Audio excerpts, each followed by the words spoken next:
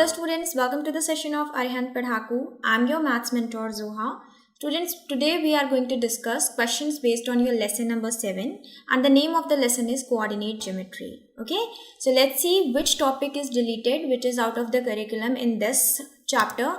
So the topic which is deleted is area of triangle. Okay so ये topic area of triangle पे based कोई भी question आपके exams में नहीं पूछे जाएंगे बिकॉज ये आपके करंट करिकुलम में डिलीटेड है. ओके अब देख लेते हैं कुछ इंपॉर्टेंट नोट्स जो हमें पहले से पता होना चाहिए before solving the question. So let's see. Suppose student there is a line segment given to you and the distance of that line segment is d. Okay, so this d is denoting you the distance and these are the 2 points.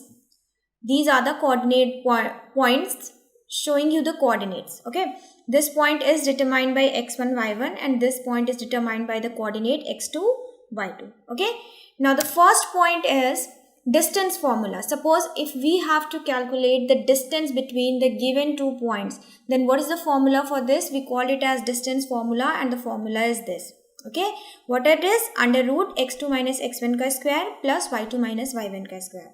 So this is called the distance formula. ठीक है, कैसे निकालना है? अगर 2 points आपको given है उसके बीच की डिस्टेंस d है तो वो आप इस फॉर्मूले से कैलकुलेट कर सकते हैं. फॉर्मूला आपको याद होना चाहिए. Similarly what is section formula? Now suppose the same line segment is divided by any point p. Okay, p एक पॉइंट है इसके बीच में जो कि आपकी लाइन सेगमेंट को हम नेम दे देते हैं ab. ओके, p एक ऐसा पॉइंट है जो ab को डिवाइड कर रहा है in the ratio of m:m1 m2. ठीक है, ये एक रेशियो है m1 m2 जिससे आपकी p पॉइंट लाइन ab को डिवाइड कर रहा है. तो कैसे निकालेंगे हम इस p पॉइंट के कोऑर्डिनेट को? ठीक है, तो इसके लिए भी आपके पास एक फॉर्मूला है जिसे हम सेक्शन फॉर्मूला कहते हैं. तो p का कोऑर्डिनेट इस फॉर्मूले में m1 m2 की value, x1 y1 x2 y2 की वैल्यू रख के आप कैलकुलेट कर सकते हैं. Clear? Third is the mid point formula. Suppose mid point का मतलब क्या होता है? कोई भी अगर लाइन है तो उसके मिड पॉइंट मतलब उसके बिल्कुल बीचों बीच का पॉइंट. ओके, सो अगर आपको किसी लाइन के बीचों बीच का पॉइंट निकालना है, मिड पॉइंट निकालना है तो हम उसके लिए मिड पॉइंट फॉर्मूला का इस्तेमाल करेंगे. और मिड पॉइंट निकालने के लिए आपके पास ये एक फॉर्मूला है x1 plus x2 by 2 y1 plus y2 by 2. Okay, अगर अभी यहाँ पे कंफ्यूजन हो रही है तो जब हम क्वेश्चन सॉल्व करेंगे तब आपको समझ में आ जाएगा कि हमें इन फॉर्मूलेज को कैसे यूज करना है. Last is the centroid formula. Now centroid is what? Triangle के center का formula. Like suppose this is a triangle. Okay, so centroid will be somewhere in the middle of the triangle. तो इस centroid का calculate करने के लिए, इसका coordinate पता करने के लिए we have a formula and the formula is this. Okay, x1 x2. What is x1 x2? तो ये मान लीजिए x1 y1 आपका ये कोऑर्डिनेट हो गया, x2 y2 ये कोऑर्डिनेट हो गया एंड x3 y3 आपका ये कोऑर्डिनेट हो गया. So by adding the coordinates of x dividing it by 3 and by adding the coordinates of y dividing it by 3 we will get the centroid coordinate. Okay, so these are the 4 formulas that we are going to use in today's chapter coordinate geometry. Okay, so now let's move to the questions. So first multiple choice question is this: the distance of the point P 2 3, the coordinate of point P is given from the x axis. ठीक है, आपको एक coordinate दिया गया है P जिसका coordinate है 2 3 और x axis से ये कितनी दूरी पर है.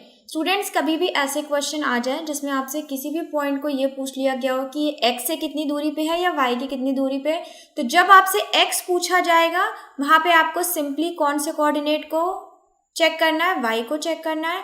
इसी तरीके से जब आपसे y एक्सिस पूछा जाएगा तो आप कौन से कोऑर्डिनेट को चेक करेंगे? x को चेक करेंगे. बस इतना याद कर लीजिए. ओके, अगर आपसे कभी भी डिस्टेंस पूछ ली जाए कि x एक्सिस y एक्सिस से ये पॉइंट कितनी दूरी पे है तो x के लिए आपको y के गिवन कोऑर्डिनेट के y को देखना है और y के लिए आपको गिवन कोऑर्डिनेट के x को देखना है. तो यहाँ पे हमें x एक्सिस पूछा गया तो हम किसको देखेंगे? 3. This is the required answer. ठीक है, क्योंकि आपको पता है जब हमने ट्राइंगल सॉल्व करवाया था तो वहाँ पे कुछ क्वेश्चंस थे जिसमें हमने आपको बताया था कि अगर x का कोई डेफिनेट कोऑर्डिनेट दे दिया जाता है तो उसकी लाइन किसके पैरेलल बन जाती है? y एक्सिस के पैरेलल बन जाती है. ओके, तो दूरी तो उतनी ही होगी. इसीलिए ज़्यादा डेप्थ में ना जाके मैं आपको यहाँ पे सिर्फ एक ट्रिक समझ लीजिए, ट्रिक बता रही हूँ कि जब आपसे x एक्सिस से पूछा जाए कि x एक्सिस से कोई कोऑर्डिनेट कितनी दूरी पे तो वहाँ y उसका डिस्टेंस हो जाएगा, y से पूछा जाए तो x डिस्टेंस हो जाएगा. Okay, let's check whether we have 3 in the options or not. So first option is 2, second is 3, third is 1 and the fourth option is 5. So we have 3, so this is the right answer. Yeah, let's check. So explanation is given to you student. The distance from x axis is equal to its ordinate. Now what is ordinate? y को ordinate बोलते हैं और x को abscissa बोलते हैं. I hope ये आप लोग को पहले से ही पता होगा. x को क्या बोला जाता है? कोऑर्डिनेट के x को क्या बोला जाता है? x को abscissa बोला जाता है, y को ordinate बोला जाता है. Clear? Next question student, the distance between the point P and Q. Now this is a totally formula based question. Distance formula मैंने अभी आपको थोड़ी देर पहले बताया. क्या होता है डिस्टेंस फॉर्मूला? डिस्टेंस फॉर्मूला किसी भी बीच पॉइंट के बीच के डिस्टेंस निकालने का फॉर्मूला है x2 minus x1 whole square plus y2 minus y1 whole square. Now this point are given to you. आप यहाँ पे just to avoid the confusion आप यहाँ पे लिख लीजिए, तो आपको कन्फ्यूजन नहीं होगा रखने में. अब हम क्या करेंगे, अपनी वैल्यूज पुट कर देंगे. तो ये हो जाएगा 4 माइनस 1 होल स्क्वायर, ये हो जाएगा 0 minus 4 whole square. Okay, now solve it. This is a square, so 3 square 9 and 4 minus 4 square, always square positive ही आएगा. तो this is 25 within square root, so answer is 5. okay, check कर लेते हैं. Option में 5 available है. First option is this, second is 5, so obviously this is the right answer. okay, let's check the final answer. Yes, answer B is the correct option. Clear? Next question is student, if the distance between the points x minus 1 and 3 2 is 5. So यहाँ पे आपको student distance पहले से दी गई है और हमें क्या निकालना है, हमें x की वैल्यू फाइंड आउट करनी है. तो सबसे पहले आप इसकी नेमिंग कर लें. This is x1 y1 and this is x2 y2 और ये आपको क्या दिया है, ये d दिया है.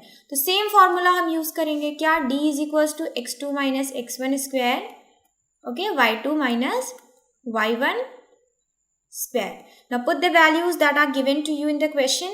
This is 5 within square root. What you will have 3 minus x square plus here you will have 2 minus minus क्या हो जाएगा, ये माइनस है ऑलरेडी और यहाँ पे भी माइनस लगा तो पॉजिटिव हो जाएगा. This is this. ना स्टूडेंट्स, अगर हम इसको बोथ साइड स्क्वायरिंग कर दें तो यहाँ से आपका स्क्वायर रूट क्या होगा, हट जाएगा. सो हियर यू विल हैव 25. इसको आप ओपन कर लीजिए. 9x स्क्वायर माइनस 6x, इसको आप ओपन कर लीजिए. 3 whole square will be 9. Okay, अब ये क्या बन गई, अब ये आपकी क्वाड्रेटिक बन गई. X square minus 6x minus 7 equals to 0. Y minus 7? 9 plus 9 18 and when this 25 will go to this side it will be negative. So 25 with minus sign subtracted 9 will give you minus 7. So here you will have x square minus 7x plus x minus 7 equals to 0. I hope आपको factorization आता हो, because हम factorisation नहीं पढ़ रहे तो मैं आपको यहाँ फैक्टराइज करना नहीं सिखाऊंगी. आपको पता है बीच वाले को हमें लाना होता है. ऐसे दो नंबर्स चाहिए जिनको मल्टीप्लाई करने पे 7 आ जाए, प्लस माइनस करने पे 6 आ जाए. Okay, now take the common one outside. So here you will have 1 x minus 7 equals to 0. So x minus 7 plus sorry not plus x plus 1 equals to 0. तो यहाँ से आपको क्या आंसर मिल गया, 7 एंड माइनस 1. ओके, 7 और minus 1 मिला. सो जाहिर है कि आपकी वैल्यू दोनों में से कोई भी हो सकती है. तो अब हमें ऑप्शंस देखने पड़ेंगे. पहला है 7 और माइनस 1, तो पहला ही ऑप्शन आपका क्या आ गया, राइट आंसर आ गया. फाइनल आंसर चेक कर लेते हैं. So final answer is D. Oh, the options are same. Okay, so it can be D. Maybe यहाँ पे आपका हो सकता है माइनस 7 हो. ओके, सो यहाँ पे डी दिया है तो डी, बिकॉज 7 और minus 1 is the right answer. आया वही है, तो दोनों ऑप्शंस में दो ऑप्शंस तो करेक्ट हो नहीं सकते. It might be a typing error. So यहाँ पे माइनस 7 होगा निगेटिव, तो ये ऑप्शन आपका नहीं हो सकता. 7 और minus 1 is the right answer. Clear? Next question, points P and Q trisect the line segment joining the points A, B. Okay, now आपको क्या क्वेश्चन बोले जा रहे हैं, सबसे पहले इसके लिए फिगर बना लीजिए ताकि क्वेश्चन की क्लियरिटी समझ में आए. ए आपका ये पॉइंट है, बी आपका ये पॉइंट है, इसके कोऑर्डिनेट है 0 8, इसके कोऑर्डिनेट्स है -2 0. ओके, क्वेश्चन कह रहा है इन्हें ट्राइसेक्ट कर रहे हैं. ट्राइसेक्ट का मतलब हम इस लाइन को 3 इक्वल पार्ट्स में डिवाइड कर रहे हैं. ओके, सो किस कोऑर्डिनेट से, P एंड Q से. यानी कि ये एक आपका हो गया और ये हो गया, और ये तीनों किस पार्ट में डिवाइड हो रहे हैं, ये तीनों इक्वल पार्ट्स में डिवाइड हो रहे हैं. तो इनके बीच का रेशियो क्या हो जाएगा, ऑब्वियसली 1:1 यही होगा. ठीक है, such that P is near to A. P near to A मतलब P A के पास है. Okay, now find the coordinates of P and Q. अब आपको P एंड Q के कोऑर्डिनेट्स को फाइंड करना है स्टूडेंट. सो अगर आपको याद हो, हमने बताया था रेशियो वाले में कौन सा फॉर्मूला यूज होता है, हमारा सेक्शन फॉर्मूला यूज होता है. ठीक है, तो सेक्शन फॉर्मूला यूज़ करेंगे हम यहाँ पे पहले पी के लिए निकालने के लिए, बिकॉज दोनों एक साथ तो नहीं निकल सकता, एक एक करके आपको निकालना पड़ेगा। तो जैसे मैं पी निकाल रही हूँ फिर आप क्यू निकाल सकते हैं। ओके, सो पी कैसे निकालेंगे, यहाँ पे तो 3 रेशियो दिख रहे हैं, तो पी निकालने के लिए आप क्या करेंगे, आप इस वाले पार्ट को, लाइन पी बी को जस्ट सिंगल पार्ट मान लेंगे, और अगर हम ऐसा करेंगे तो ये दोनों रेशियो क्या हो जाएंगे, ऐड हो जाएंगे, तो आपका फाइनल रेशियो क्या बनेगा, 1:2। जब आपको P फाइंड आउट करना है तो रेशियो क्या हो गया, 1:2। सो अगर रेशियो 1 P के लिए आपके पास क्या क्या वैल्यूज गिवन है, चलिए पुट कर लेते हैं अपने सेक्शन फॉर्मूले में। कोऑर्डिनेट निकालने का फॉर्मूला क्या है, m1x2 प्लस m2x1, नीचे क्या होगा m1 प्लस m2, कॉमा ये तो x का कोऑर्डिनेट होगा। इसी तरीके से y के लिए m1y2 plus m2y1 upon m1 plus m2। Okay, ना m1 आपका हो गया 1, ठीक है, साइड में कहीं आप लिख लीजिए, m1 है आपका 1, m2 है आपका 2। ओके, x1 क्या है, x1 है आपका, बिकॉज अभी हम a और b के बीच का निकाल रहे हैं, तो x1 है आपका -2, x2 क्या हो गया, 0 हो गया, y1 क्या है आपका 0 और y2 क्या है 8। सो आई होप अब आप फाइंड आउट कर लोगे, जब आपको क्या है सारी वैल्यूज आपको पता है, अब आप यहाँ पे रख देंगे तो आपको p का रिक्वायर्ड कोऑर्डिनेट मिल जाएगा। ठीक है, वो आपके सॉल्व करने पे डिपेंड करता है ना। जब आपको p मिल गया तो q निकालना तो बहुत आसान है भाई, p और b को ले लीजिएगा सिर्फ। जब आपको p मिल जाए स्टूडेंट्स तो आप क्या करेंगे, आप देखिए मैं दोबारा फिगर बना देती हूँ। अगर आपको p की वैल्यू मिल जाती है तो अब आपके लिए क्या बचा, p और b के बीच का आपको कोऑर्डिनेट निकालना है, और p और b के बीच में कौन है, q, रेशियो आपके पास क्या है 1:1। सो सेम इसी मैनर में आप p और b के बीच का q कोऑर्डिनेट को निकाल सकते हैं। ओके, आई होप ये क्लियर है। अगर नहीं क्लियर है तो बताइएगा, जब हम कभी लाइव सेशंस लेंगे तो मैं आपको इस क्वेश्चन को वहाँ पे फुल एक्सप्लेन कर दूंगी। बट आई डोंट थिंक कि यहाँ पे कोई प्रॉब्लम होगी, बिकॉज मैंने आपको फॉर्मूला भी बता दिया है, मैंने आपको सारी वैल्यूज़ भी बता दी हैं। विद वैल्यूज़ आपको आराम से p कोऑर्डिनेट मिल जाएगा, p मिल गया तो q भी आराम से आ जाएगा, बिकॉज p और b के कोऑर्डिनेट्स पता होंगे, q निकालना है, रेशियो आपको पता है, सिर्फ फॉर्मूला में रख के वैल्यू फाइंड आउट करनी है। ओके, सो हम चेक कर लेते हैं ऑप्शंस अपने और फाइनल आंसर भी, कि इसका फाइनल आंसर क्या आना है। बट फाइनल आंसर देखने से पहले आप अपने आंसर्स को वीडियो पॉज करके यहीं पे निकाल लीजिए। Okay, so final answer is answer number B, this option is the final answer. p का ये कोऑर्डिनेट आएगा, जब p का कोऑर्डिनेट आ जाएगा तो आप इसी को यूज करके q के कोऑर्डिनेट को फाइंड आउट कर सकते हैं। Clear? Next question, the points a, b, c and d are given are the vertices of. आपसे क्वेश्चन पूछ रहा है कि ये 4 पॉइंट्स हैं, ये किसके वर्टिसेस हो सकते हैं। So first is square, second is rectangle, third is rhombus and fourth is trapezium. Okay, तो ये आप कैसे निकाल सकते हैं, देखिए स्क्वायर हो या रेक्टेंगल, इन सब की प्रॉपर्टीज के बारे में पता होना चाहिए। लाइक स्क्वायर और रोम्बस की क्या प्रॉपर्टी, कि इनके साइड्स क्या होते हैं, सेम होते हैं, सारी साइड्स की जो डिस्टेंस होती है वो क्या होती है, सेम होती है। रेक्टेंगल में अपोजिट साइड सेम होते हैं। ट्रेपेजियम की क्या प्रॉपर्टी है, इसके 2 साइड्स पैरेलल होते हैं, सेम भी नहीं होते, और अपोजिट 2 साइड्स तो बिल्कुल भी इक्वल नहीं होते। सो जब आप इन कोऑर्डिनेट से डिस्टेंस कैलकुलेट कर लेंगे तब आपको आइडिया मिल जाएगा कि इन चारों में से कौन सा ऑप्शन सही है। ओके, सो हम सबसे पहले एक फिगर बना लेते हैं। Okay, this is A, this is B and this is C, this is D. Okay, coordinates लिख लीजिए 9 0 हियर, B का लिख लीजिए 9 6, C का लिख लीजिए -9 6 एंड D का लिख लेते हैं -9 और 0। ओके, अब हम 1 बाय 1 क्या करेंगे, इनके बीच के डिस्टेंस कैलकुलेट करेंगे। तो सबसे पहले ए बी की डिस्टेंस कैलकुलेट करते हैं, कौन से फॉर्मूले से, डिस्टेंस फॉर्मूला से। तो फॉर्मूला मैं नहीं लिखूंगी बार बार, फॉर्मूला अब आपको याद हो चुका होगा, तो जस्ट हम डायरेक्टली कैलकुलेट करते हैं। 9 - 9 0, 0 का स्क्वायर 0 हो जाएगा, 0 - 6 - 6 का स्क्वायर 36 हो जाएगा। सो ये आपका आ गया फाइनली 6। इसी तरीके से हम BC को कैलकुलेट कर लेते हैं। इसकी वैल्यू क्या होगी, 9 + 9, बिकॉज माइनस ऐड हो जाएगा, 9 + 9 विल बी 18। 18 का स्क्वायर आपका क्या होता है स्टूडेंट्स, 18 का स्क्वायर कैलकुलेट कर लीजिए। ओके, कैसे कैलकुलेट करेंगे, this is my trick of calculating. So here it is 1, here we have 64, here this is 16, so this is 324। Okay, यहाँ से हमें मिल गया 18 का स्क्वायर होता है 324। क्लियर? अगर आपको जानना है कि मैम ने कैसे स्क्वायर निकाला, ये कौन सी ट्रिक है, तो आप मुझे कमेंट में बताइएगा, मैं आपको इसके बारे में बता दूंगी। इससे बहुत इजीली स्क्वायर निकल सकता है।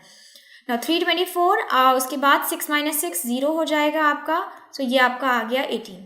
क्लियर।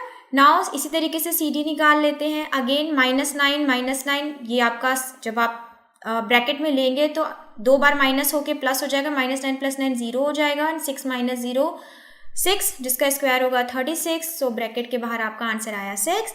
सिमिलरली DA निकाल लेते हैं। DA के लिए -9 + 9 ये हो जाएगा आपका 18 का स्क्वायर, दैट इज 324, 0 - 0 0 होगा, तो अगेन 18। सो हमने क्या देखा कि आपकी ये साइड 6 आ रही है, ये 6 आ रही है, ये 18 आ रही है, ये 18 आ रही है, तो अपोजिट साइड्स इक्वल हैं। और ऐसा किस केस में होता है? ऐसे रेक्टेंगल के केस में होता है। So the option B is right answer. Let's check. Yes, option B is right. Okay, so distance से इस तरीके के क्वेश्चन आप डिस्टेंस से कर सकते हैं। अगर मान लीजिए यहाँ पे आपके चारों साइड सेम होती तो which option can be the right answer? तब आप देखिए स्टूडेंट, स्क्वायर में भी ऐसा होता है, रोम्बस में भी ऐसा होता है। तो अगर आपके क्वेश्चन में स्क्वायर और रोम्बस दोनों होते तो लास्ट ऑप्शन आपके पास होता both square and rhombus. Okay, because अगर ऐसा ऑप्शन नहीं होगा तो आप स्क्वायर और रोम्बस में कोई भी ट्रिक नहीं कर सकते, क्योंकि दोनों ही केस में साइड बराबर होती है। या तो फिर उस केस में स्क्वायर और रोम्बस में कोई एक ही ऑप्शन अवेलेबल होगा। ओके, सो इस तरीके से डिस्टेंस कैलकुलेट करके आप अपने ऑप्शन को टिक कर सकते हैं।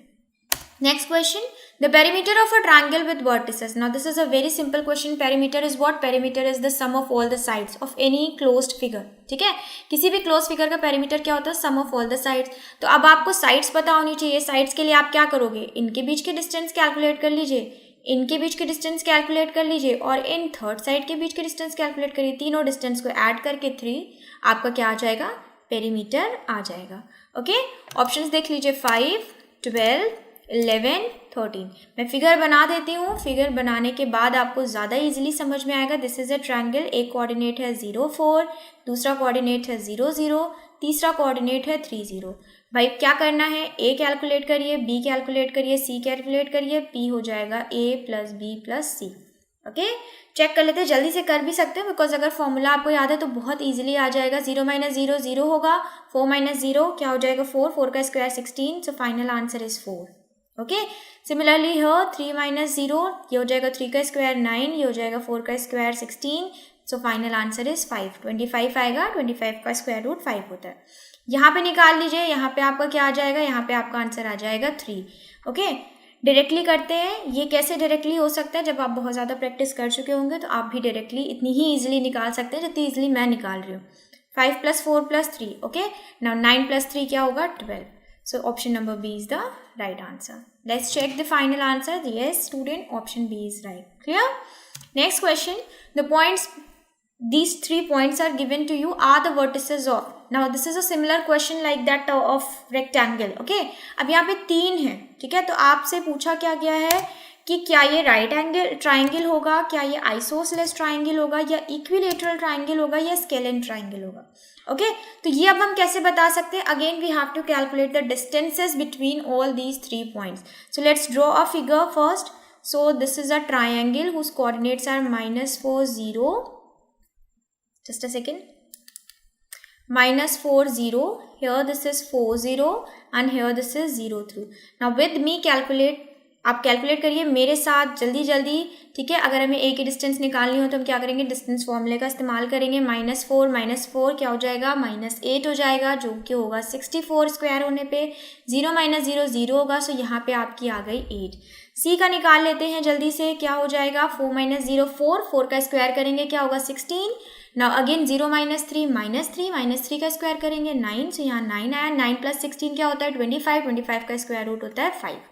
ओके, इसी तरीके से यहाँ पे कैलकुलेट कर लीजिए। -4 - 0 आपका आ जाएगा 16, 3 - 0 9, again this is 5।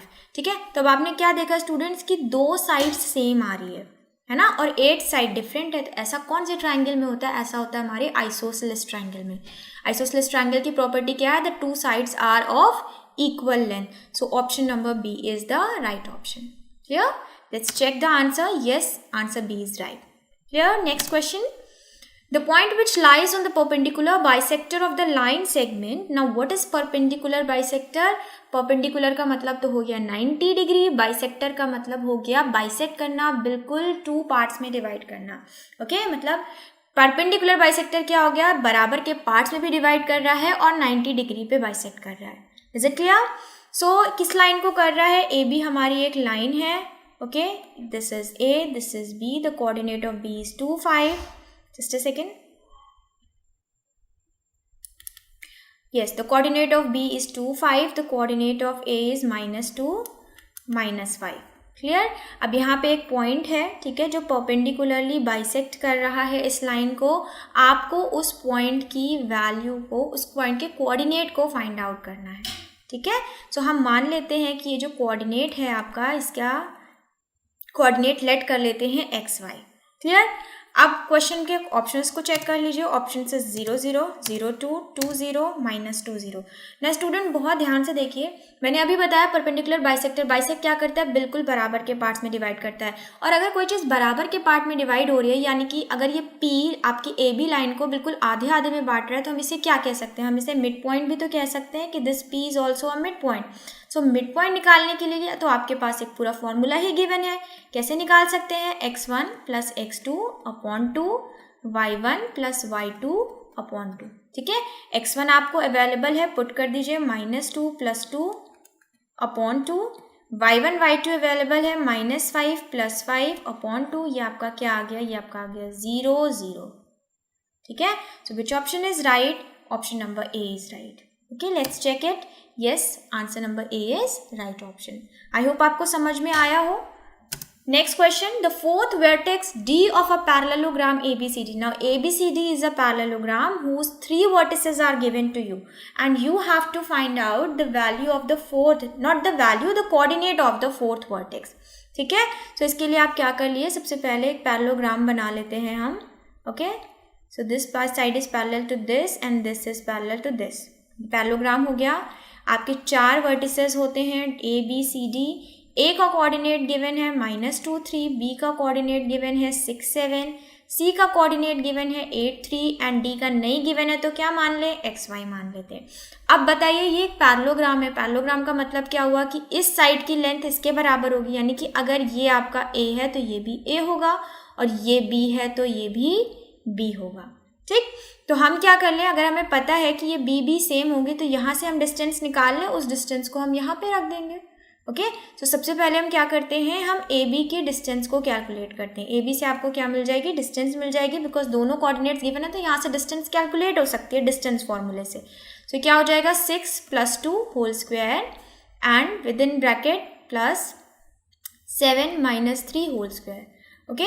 Now this will be 8 का स्क्वायर 64, ये आपका है 7 - 3 4 का स्क्वायर 16, सो ये आपका आ गया 64 + 16। अब आपने ऐड कर लेना है, तो ये आपका स्क्वायर रूट का 80 आ गया, ठीक। अब जो ये डिस्टेंस है वही यहाँ पे होगी, ठीक है। तो हम DC कैलकुलेट कर लेते हैं, ओके। DC भी क्या है, इसकी डिस्टेंस B है, ठीक। अब हमारे पास DC में एक अवेलेबल नहीं है, so keep that in mind. कैसे करेंगे, 8 - x का whole square plus y 3 - y,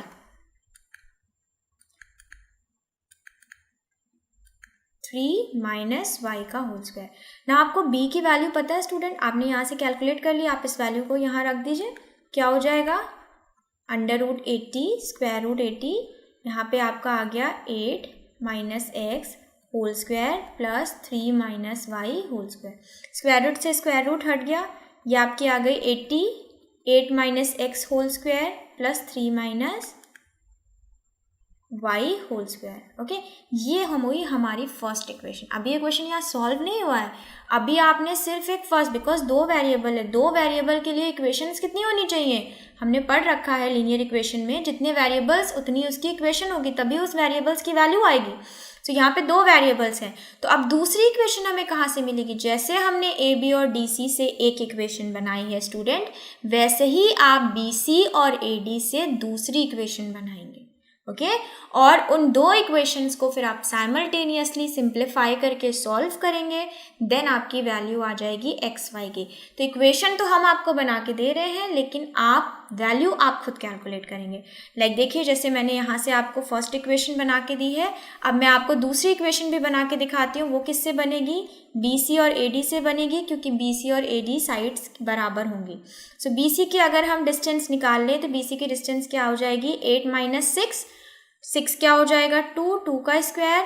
उसी तरीके से 3 - 7 क्या हो जाएगा? -4 का स्क्वायर। ठीक है, तो ये हो गया 4, ये हो गया आपका 16, यहाँ से आपका आंसर है √20। अब हम AD निकाल लेते हैं। ठीक है, AD BC के बराबर ही होगी। ठीक है, तो AD की वैल्यू रख लीजिए x - 2, ये हो जाएगा x + 2 का होल स्क्वायर प्लस y - 3 का होल स्क्वायर। अब BC के बराबर है तो √20 रखा जा सकता है यहाँ पे। So within square root you have x + 2 whole square plus y - 3 whole square. Is it clear? Square root cancel कर दीजिए, आपको यहाँ से मिल गई सेकेंड इक्वेशन। ठीक है, अब इन दोनों इक्वेशन को आप साइमल्टेनियस, पहले तो आप सिंप्लीफाई करोगे बिकॉज अभी आप स्क्वायर खोलेंगे, फिर कोई वैल्यू सॉर्ट होंगी, सिंप्लीफाई होंगी, उसके बाद आपको 2 लीनियर इक्वेशंस मिलेंगी। उन दोनों लीनियर इक्वेशन को आप सॉल्व करेंगे, whether by elimination or by substitution, whatever you find best. Then आपको रिक्वायर्ड x और y की वैल्यू मिल जाएगी, जो आपका होगा D का coordinate. Is it clear? I hope आपको समझ में आया हो। इस तरीके के क्वेश्चन जिसमें कोऑर्डिनेट फाइंड करना है उसे ऐसे ही फाइंड आउट करना होता है। भले ही ये पैरेललोग्राम की जगह यहाँ स्क्वायर लिखा होता है या रेक्टेंगल लिखा होता है, एनी फिगर, एनी क्वाड्रिलेटरल, कुछ भी होता, आपको सेम प्रोसेस को अप्लाई करना है। ओके, ऑप्शंस देख लेते हैं। ऑप्शंस में अवेलेबल है 0, 1, 0 - 1, -1, 0, 1, 0। Is it clear? अच्छा, ये तो हो गया स्टूडेंट हमारा बेसिक मेथड। ठीक है, अब हम क्या कर रहे हैं? हम ऑब्जेक्टिव पेपर सॉल्व कर रहे हैं, हमारे पास वहाँ पे ऑप्शंस भी अवेलेबल होते हैं। तो पहले तो मैंने आपको बेसिक मेथड बता दिया। अब आप देखिए बेसिक मेथड कितना लंबा था, मुझे दोनों इक्वेशन बनानी पड़ी और अभी भी क्वेश्चन फुल सॉल्व नहीं हुआ है। अभी भी आपको क्वेश्चन को क्या करना है? अभी फर्दर सॉल्व करना है। ठीक है, सो अगर हम इस क्वेश्चन को दूसरे मैनर से सॉल्व करें, ठीक है, अब मैं आपको बताने जा रही हूँ कि इसके दूसरे मैनर से कैसे सॉल्व किया जाता है। एक तो ये मैनर है जो कि आपका बेसिक मेथड हो गया। So first of all let me erase all what I have written over here. I hope आपने यहाँ पे स्क्रीनशॉट ले लिया हो ताकि आप बाद में इसको सॉल्व कर सको। Please take the screenshot. Okay, so let's solve it by another manner. Okay, ये आपका एक पैरेललोग्राम है। ठीक है, अगेन मुझे फिगर बनाना पड़ेगा। सो this is A, this is B, this is C, this is D। Okay, A है -2, 3 एंड B है 6, 7, C है 8, 3, D आपको नहीं पता। तो अब हम क्या करेंगे? अब हम यहाँ पे एज्यूम नहीं करेंगे x, y, अब हम अपने ऑप्शंस को उठाएंगे। ठीक है, सो पहला ऑप्शन आपके पास है 0, 1। ये दोनों साइड्स की लेंथ बराबर होनी चाहिए। चेक कर लीजिए क्या सेम आ रही है। यहाँ पे आपकी लेंथ क्या आएगी? अगर आप जल्दी से कैलकुलेट करिए, 6 - 2 क्या हो जाएगा? 4।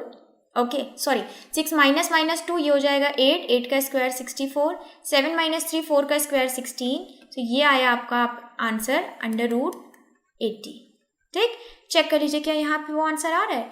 8 - 0 8, 8 का स्क्वायर हो जाएगा 64, 3 - 1 हो जाएगा 2, 2 का स्क्वायर हो जाएगा 4। सो ये आपका आंसर वो नहीं आ रहा है। सो this option can not B right.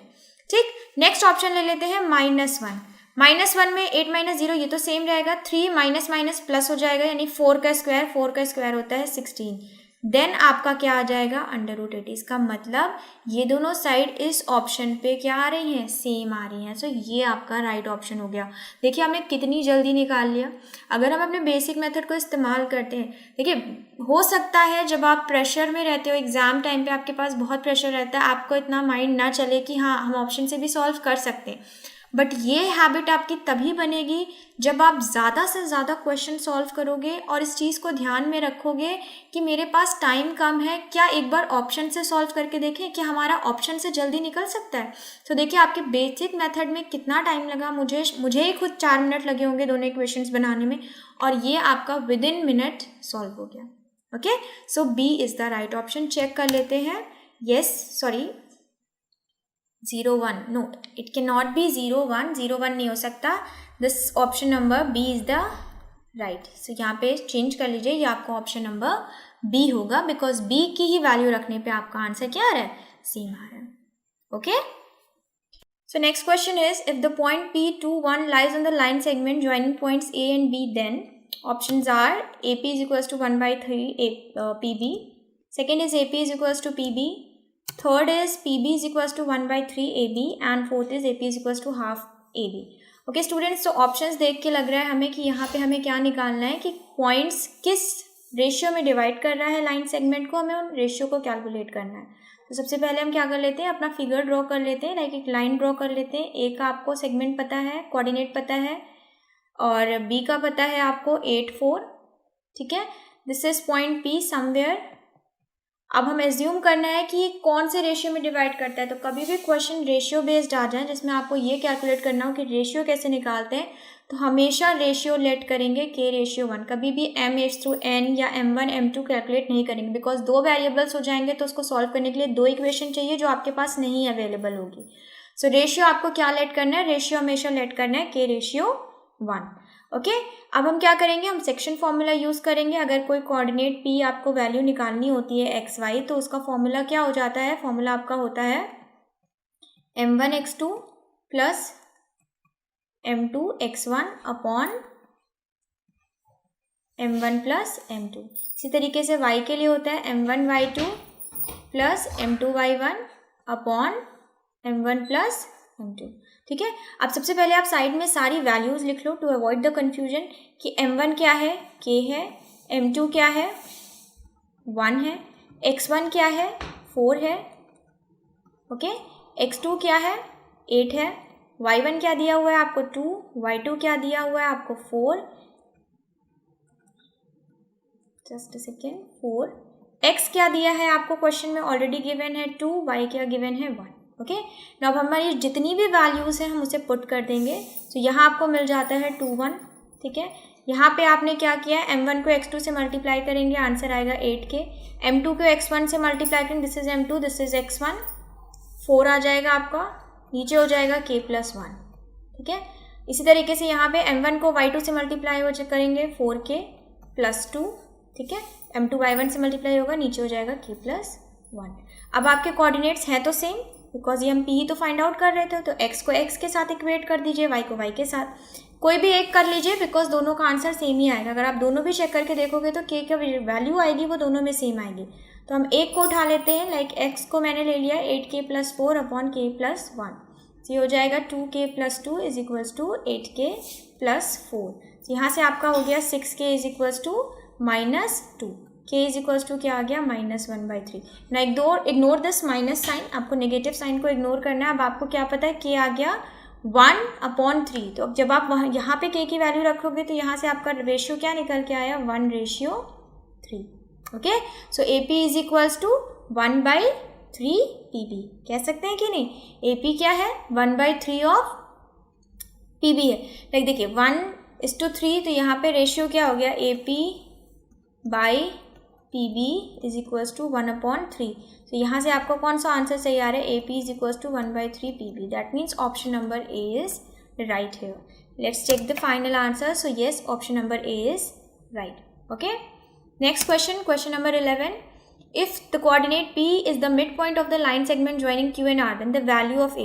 So midpoint का फॉर्मूला आपको पता है, midpoint का फॉर्मूला क्या था, x1 plus x2/2, y1 plus y2/2। तो midpoint तो ऑलरेडी गिवन है, दैट मीन्स A/3 4, ये आपका कहाँ से निकल के आया, जिस फॉर्मूले से निकल के आया उसकी वैल्यूज पुट कर दीजिए। ये आपका x1 y1 हो गया, ये आपका x2 y2 हो गया। सो ये मिड पॉइंट किससे फॉर्मूले से निकल के आता है, x1 प्लस x2/2। तो x1 हो गया -6 प्लस -2 अपॉन 2, कॉमा सिमिलरली क्या हो जाएगा, y1 plus y2 5 plus 3/2। Okay, अब ये क्या है, x का x से इक्वेट कर लेंगे, y का y से कर लेंगे। सो x से इक्वेट करने से आपकी a की वैल्यू मिल जाएगी। तो हमें क्या करना है, हमें तो a की वैल्यू चाहिए ना। सो ये हो जाएगा 2 - 4, a is equals to -12। Check कर लेते हैं क्या -12 अवेलेबल है। So yes student, B option is available -12, so B is the right answer. Check कर लेते हैं, final answer B is the right one. Clear. Next question 12, the perpendicular bisector of the line segment joining the points A15 and B46 cuts the y-axis at, okay, so ये आपके options available हैं। अब बहुत ध्यान देने वाली बात है कि क्वेश्चन कह रहा है कि परपेंडिकुलर बाइसेक्टर है। अभी मैंने लास्ट एक क्वेश्चन करवाया था जहाँ पे परपेंडिकुलर बाइसेक्टर था, तो आपको पता है कि परपेंडिकुलर बाइसेक्टर क्या होगा, ये आपका एक तरीके से मिड पॉइंट ही होता है, ठीक। तो आप मिड पॉइंट भी कैलकुलेट कर सकते हो, लेकिन जब आप क्वेश्चन को मिड पॉइंट से कैलकुलेट करके देखोगे तो आपके कोई भी ऑप्शंस आपको मैच नहीं करेंगे।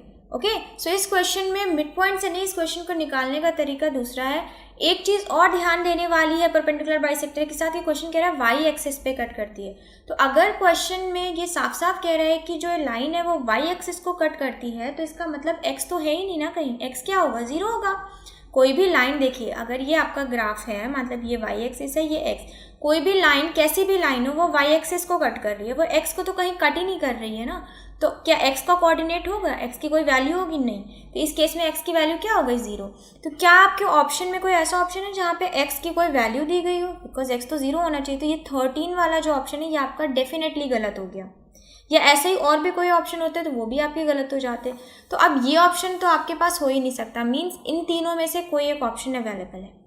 ओके, सो अब हम क्या करेंगे, आपसे क्वेश्चन ने बोला कि एक पॉइंट है लाइन सेगमेंट का जिसकी वैल्यू है 1/5, कोऑर्डिनेट है 1/5, बी जिसकी है 4/6, ठीक है। और इसको कोई जो परपेंडिकुलर बाइसेक्टर इसको डिवाइड कर रहा है पी पे, मान लेते हैं पी। सो वहाँ पे ये वाई एक्सिस से कर रहा है तो 0 होगा, और वाई की वैल्यू आपको कैलकुलेट करनी है।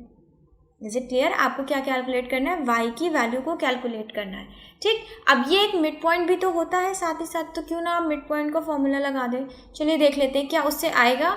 सो 0y मिड पॉइंट आपको पहले से गिवन है, कैसे करते हैं, x1 + x2 यानी कि 4 + 1/2। सिमिलरली ये कैसे करते हैं, 6 +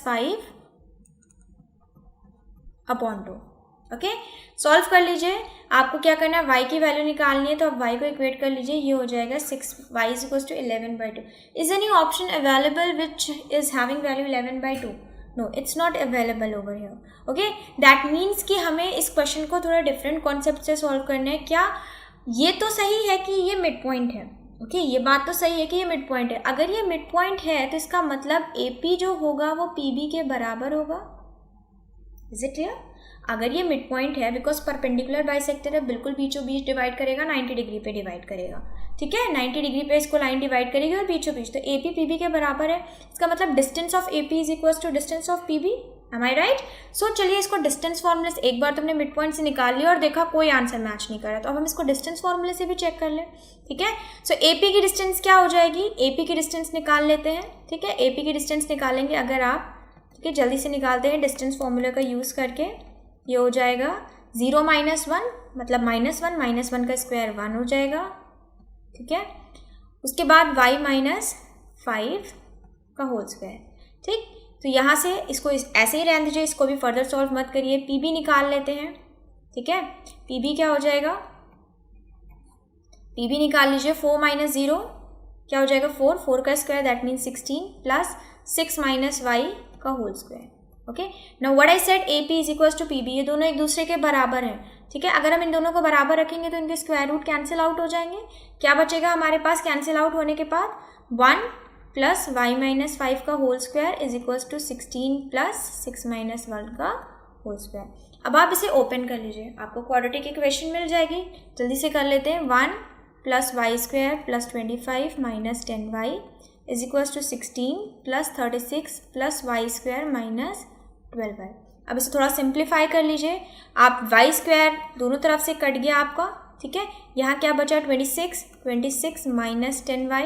इधर क्या बचा आपके पास, 52 - 12y। ये 12 इधर आया तो क्या हो जाएगा, प्लस में हो जाएगा, इधर आपका बचेगा 2y। 26 इधर गया, क्या हो जाएगा, माइनस हो जाएगा, आपके पास क्या बचेगा, 26। तो y क्या आ गया बेटा, y आ गया 13। सो यहाँ से जो हमें y मिला वो आपका यहाँ पे मैच कर रहा है। Is it clear? सो ये आपका ऑप्शन फर्स्ट सही है, बिकॉज 0 तो आपको पहले से पता था, x 0 होगा, और y क्या निकाल लिया हमने, 13 निकाल लिया। Is it clear?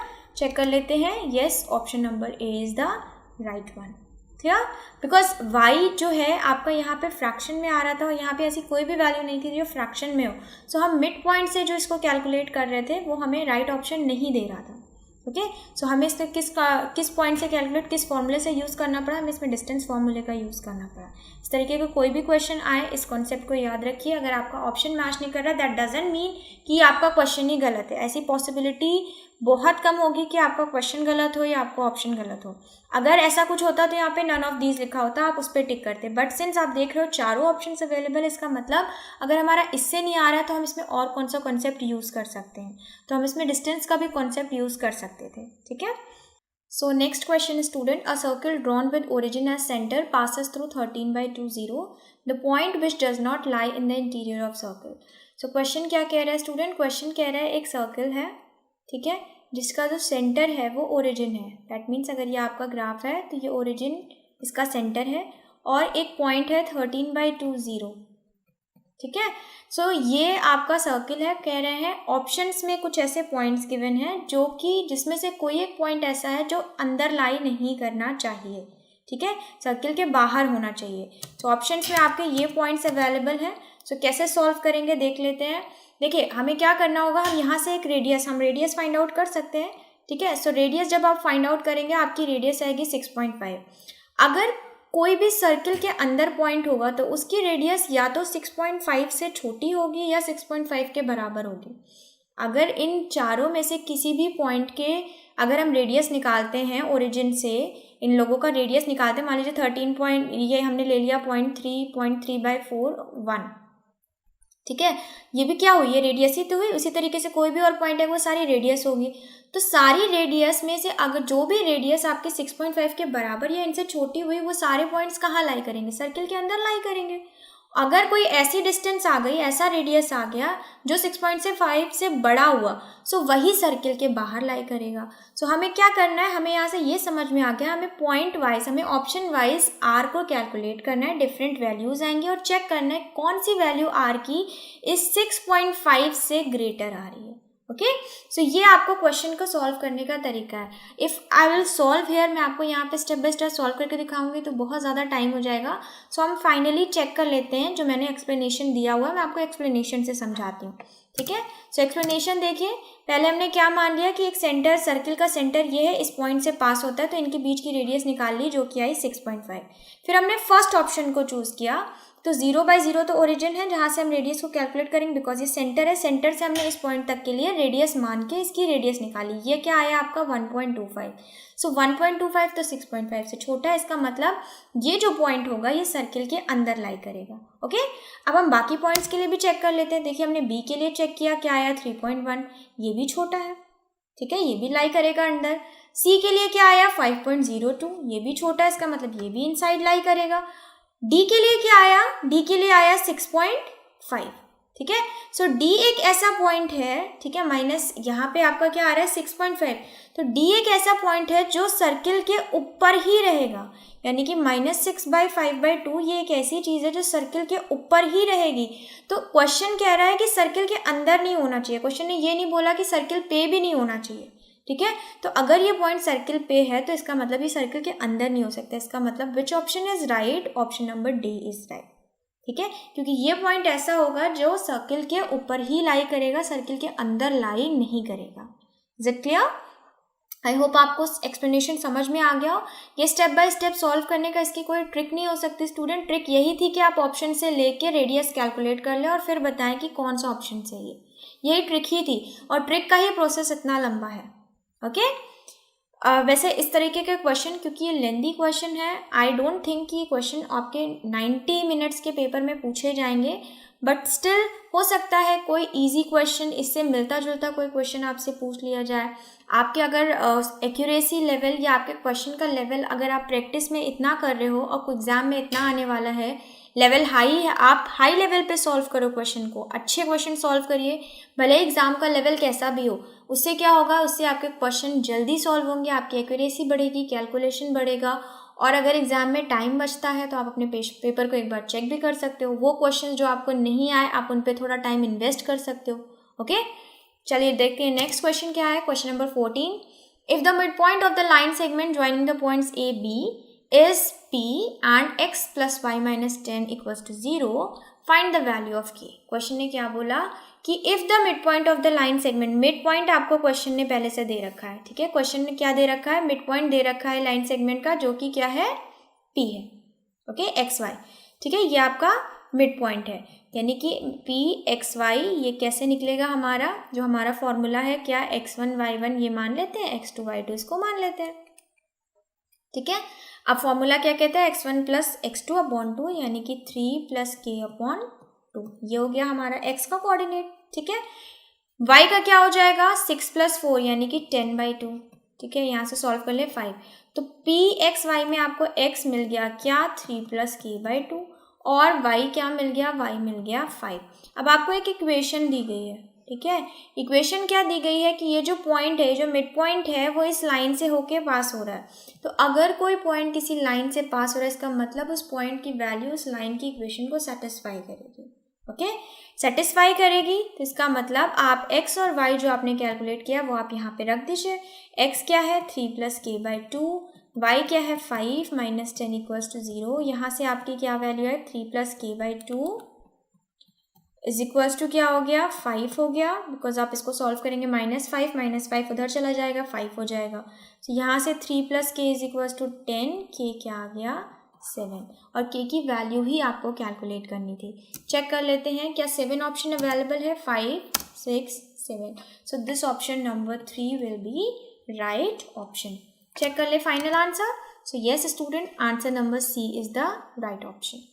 Next question, what type of quadrilateral do these 4 points taken in order form?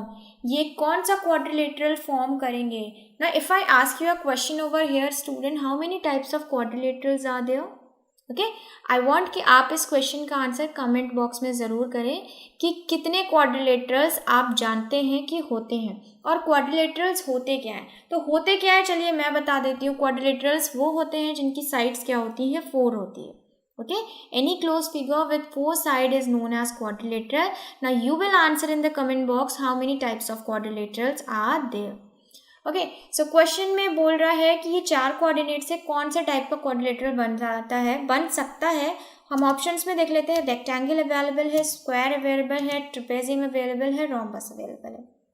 Okay, सो इस तरीके का एक क्वेश्चन हम ऑलरेडी सॉल्व कर चुके हैं, ठीक है। बट वहाँ पे आपको फिगर पहले से पता था कि वो क्या है, यहाँ हमें ये बताना है कि ये फिगर है कौन सा। तो प्रोसीजर सिंपल है। सिंपल का मतलब डिस्टेंस कैलकुलेट कर लीजिए, आराम से निकल आएगा कि क्या है। अगर डिस्टेंस इक्वल हुई तो स्क्वायर होगा, नहीं हुई, 2 डिस्टेंस इक्वल हुई अपोजिट वाली, तो फिर ये क्या हो जाएगा, रेक्टेंगल हो जाएगा। तो सबसे पहले हम यहाँ के डिस्टेंस कैलकुलेट कर लेते हैं। यहाँ के डिस्टेंस अगर हम कैलकुलेट करेंगे तो 7 - 2 क्या हो गया आपका 5 का स्क्वायर 25, ठीक है, प्लस 3 - 2 क्या हो जाएगा 5 का स्क्वायर 25, ये हो गया √25, ठीक है। यहाँ से आपका आंसर आ गया 5√2। इसी तरीके से यहाँ कैलकुलेट कर लीजिए। 11 - 7 4 का स्क्वायर 16, ठीक है, -1 - 3 -4 का स्क्वायर 16, ये हो जाएगा आपका 4√2। Is it clear. यहाँ कर लीजिए 11 - 6 5 25, -6 + 1 अगेन 5 25, ठीक है। सो ये आपका हो गया अगेन 5√2। यहाँ आपने सॉल्व किया, ये आपका फिर से हो जाएगा 4√2। अब आप देखो क्या हो रहा है कि 2 अपोजिट्स जो हो रही हैं वो बराबर हो रही हैं। ये वाली इसके बराबर है, ये वाली इसके बराबर, यानी कि ये कैसा फिगर हो गया, ये हो गया रेक्टेंगल, बिकॉज रेक्टेंगल में ही हमारी opposite sides parallel and equal होती हैं। तो चेक कर लेते हैं option. So option A is available, explanation is given to you. सारी डिस्टेंस कैलकुलेट करके दी गई है, जो मैंने आपको शॉर्ट फॉर्म में करके बता दिया। ये आपके एक्सप्लेनेटरी फॉर्म में डिस्टेंस अवेलेबल है, आप चेक कर लीजिएगा बाद में। So next question student, question number 16, if P coordinate is given to you, divides the line segment joining A and B, A और बी के कोऑर्डिनेट्स भी गिवन है, इन द रेशियो 3:1 रेशियो भी गिवन है। आपको क्या कैलकुलेट करना है, आपको ए और बी की वैल्यू कैलकुलेट करनी है। ओके, सो सब कुछ आपको गिवन है, तो हम यहाँ पे कौन से फॉर्मूले का यूज़ करेंगे, हम यहाँ पे यूज़ करेंगे सेक्शन फॉर्मूले का यूज़ स्टूडेंट। तो सेक्शन फॉर्मूले का यूज़ करने के लिए आपको मिड पॉइंट पता है, ठीक है, मिड पॉइंट पता है, सॉरी मिड पॉइंट नहीं, आपको कोऑर्डिनेट पता है पी का, ठीक है। सो पी आपको पता है, ठीक, पी आपकी वैल्यू है 9a - 2 - b, यानी कि यहाँ से x और y आपको पता हुआ है। और क्या क्या चीज़ें पता होनी चाहिए, m1 m2 पता होनी चाहिए। m1 है आपके पास 3, m2 है आपके पास 1, ठीक है। और क्या पता होना चाहिए, x1 पता होना चाहिए, तो x1 पता है, y1 पता है, x2 पता है, y2 पता है। अब आप जल्दी से अपना सेक्शन फॉर्मूले का इस्तेमाल करिए। फॉर्मूला हम नहीं लिखेंगे, वो आपको याद होना चाहिए, otherwise it will be too time taking. तो ये आपका कोऑर्डिनेट हो गया, ठीक है। एक्स वाई और एक्स वाई निकालते कैसे हैं, सेक्शन फॉर्मूला आपको पता है, m1 को x2 से मल्टीप्लाई करना है यानी 3 मल्टीप्लाई बाई 8a, m2 को x1 से करना है यानी कि 3a + 1 हो जाएगा। नीचे m1 m2 ऐड किया जाता है तो ये हो जाएगा 4। सिमिलरली यहाँ पे हो जाएगा 3 को मल्टीप्लाई करेंगे y2 से, +1 को मल्टीप्लाई करेंगे y1 से, नीचे आपका ऐड हो जाएगा। सो दिस इज, अब हम क्या करेंगे, अब हम x को x से इक्वेट कर दें, y के कोऑर्डिनेट को y से इक्वेट कर दें। सो 9a = 24a + 3a + 1/4। साथ ही साथ b y के कोऑर्डिनेट को भी लेते चलते हैं, तो -b = 15 - 3/4। इसको सॉल्व कर लीजिए, सॉरी यहाँ पे -2 रह गया, इसको सॉल्व कर लीजिए, ये हो जाएगा 36a - 8, ये हो जाएगा 27a + 1। आप इसे फर्दर सॉल्व करेंगे, आपका a आ जाएगा 1, ठीक है।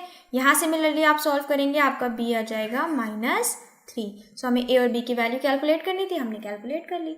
चेक कर लेते हैं कि हमारे ऑप्शन में ये वैल्यू अवेलेबल है। So first option, student first ही ऑप्शन आपका अवेलेबल है, इसका मतलब first option is the right one. Okay, final answer check कर लें, फाइनल आंसर इज ए।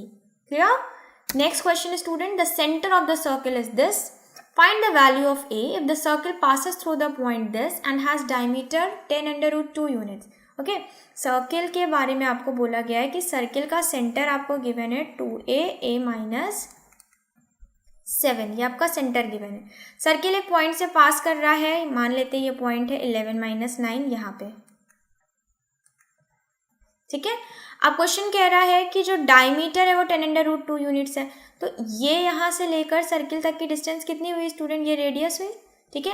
अगर आपको डायमीटर गिवन है 10√2 तो रेडियस क्या हो जाएगा, डिवाइड कर दे डायमीटर को 2 से, ठीक है। हमें क्या मिल गया, रेडियस 5√2, यानी कि डिस्टेंस, भाई डिस्टेंस फॉर्मूले से इन दो के बीच की डिस्टेंस निकाली जा सकती है, और डिस्टेंस आपको पहले से पता है 5√2, तो डिस्टेंस फॉर्मूला हम यहाँ पे यूज़ कर लेंगे, ठीक है।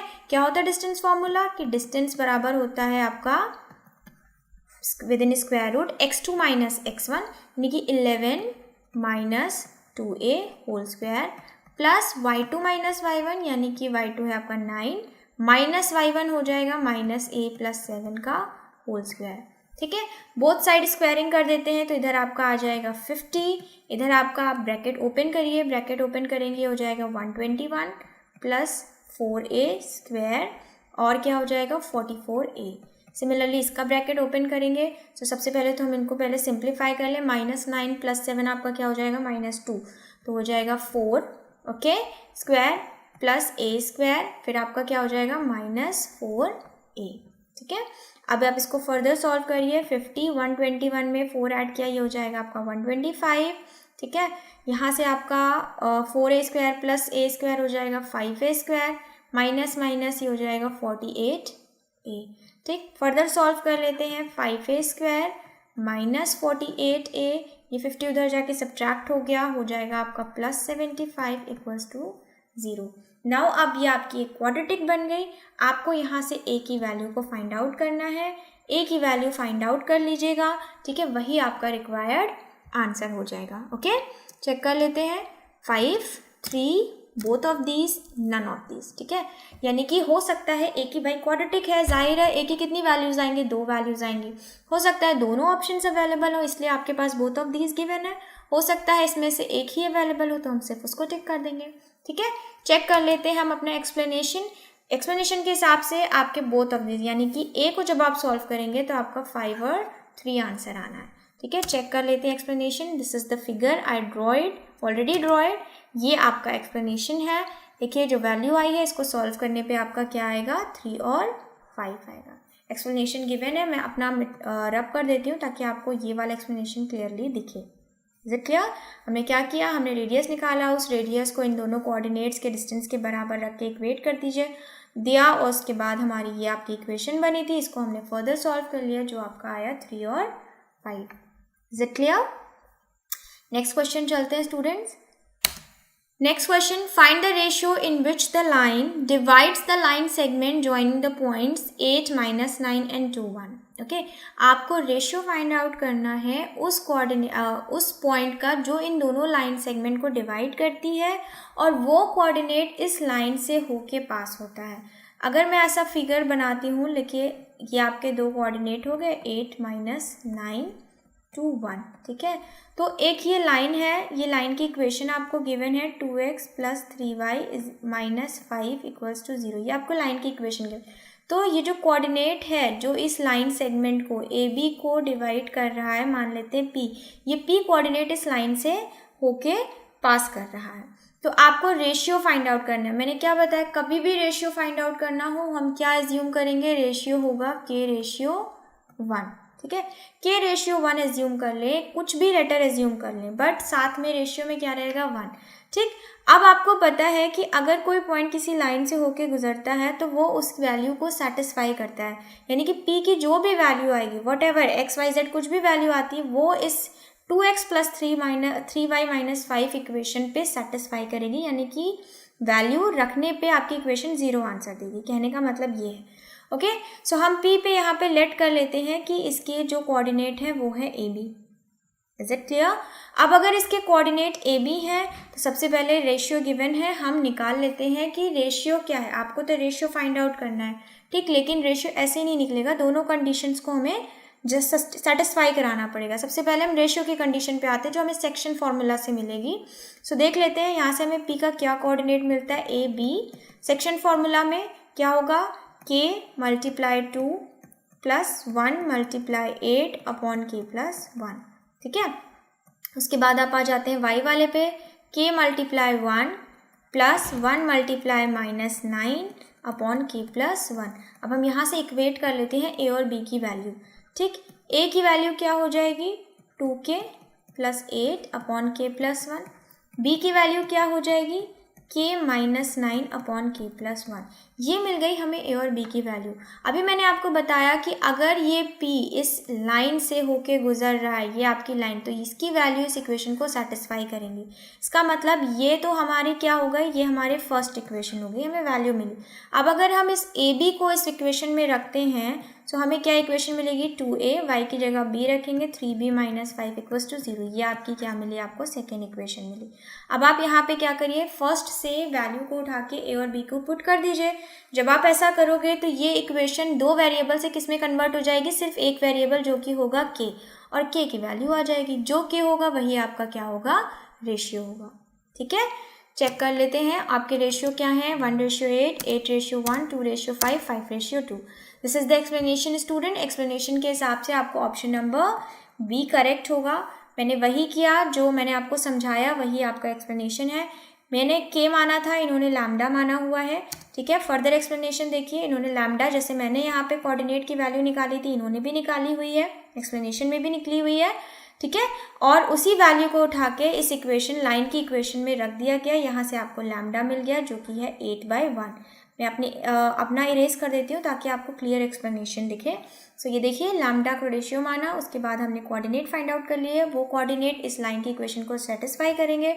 सो जहाँ पे x था वहाँ पे हमने कोऑर्डिनेट का x रख दिया, जहाँ y था वहाँ कोऑर्डिनेट का y रख दिया। फाइनली हमने सॉल्व कर लिया, लैम्डा की वैल्यू आ गई 8. Okay, so ratio is 8:1. Option number B is the right answer. So next question is, student, the points A, B, C are the vertices of a triangle ABC right angled at B. यानी कि एक ABC right angle triangle है आपका, ठीक है, जिसमें B पे right angle है, A पे A ये हो गया, C ये हो गया। A के कोऑर्डिनेट गिवन है 2 9, B का कोऑर्डिनेट गिवन है A 5 और C का कोऑर्डिनेट गिवन है 5 5, ठीक है।